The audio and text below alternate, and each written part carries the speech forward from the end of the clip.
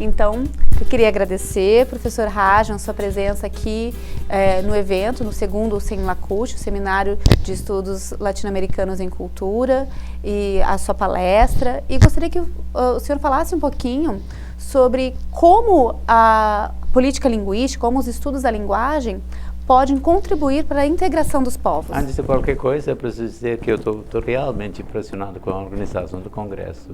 Ontem foi uma experiência adorável, eu realmente gostei.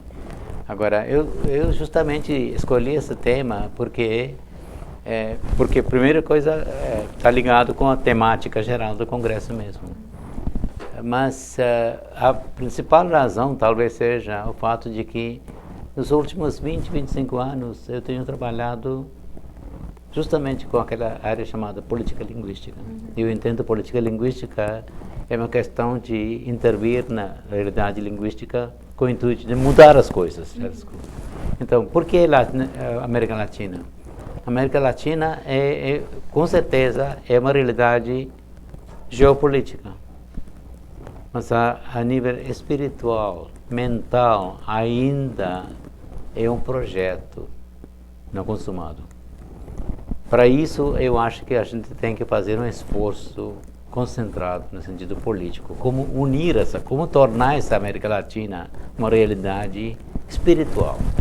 É um projeto. A gente tem que trabalhar a gente tem que investir nessa questão.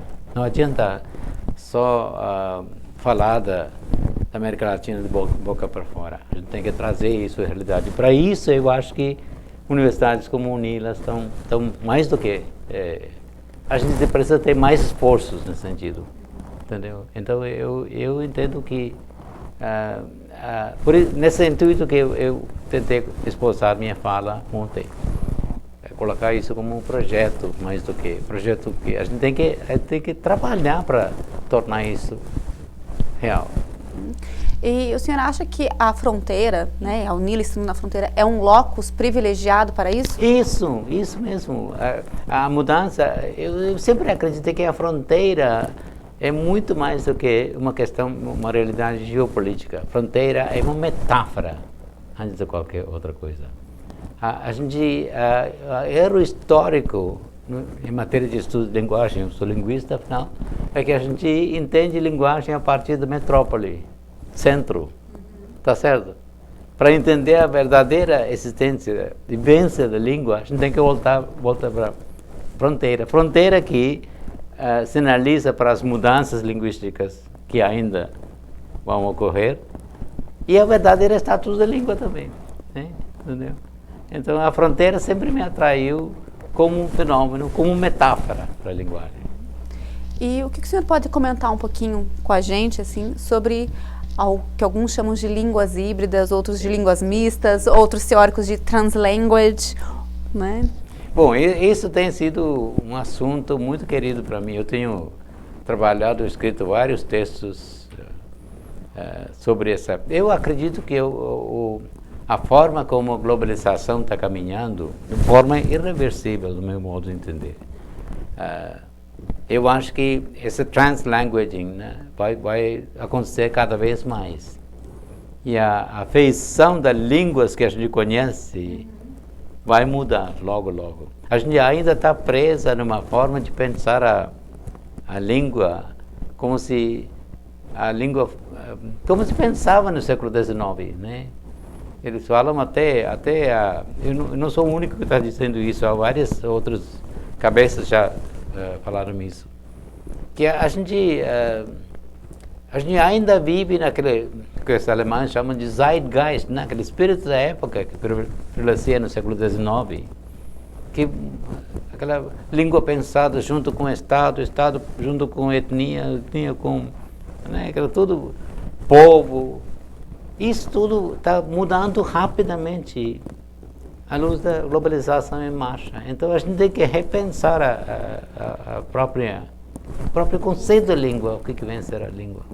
Então, translanguaging cada vez mais acontecer. Eu estava, tempo atrás, uns 3, 4 anos atrás, na Índia, fui ministrar um curso numa universidade A universidade me convidou por causa da minha escrita sobre inglês. Eu tenho me debruçado muito sobre a questão de língua inglesa.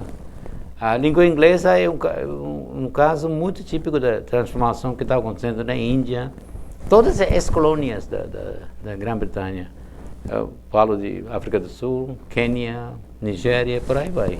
Em todos os países, a língua inglesa está mudando radicalmente. Na Índia existe, por exemplo, a língua chamada English, né? Que seria a versão de portunhol para indiano.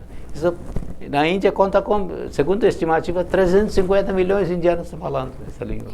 English.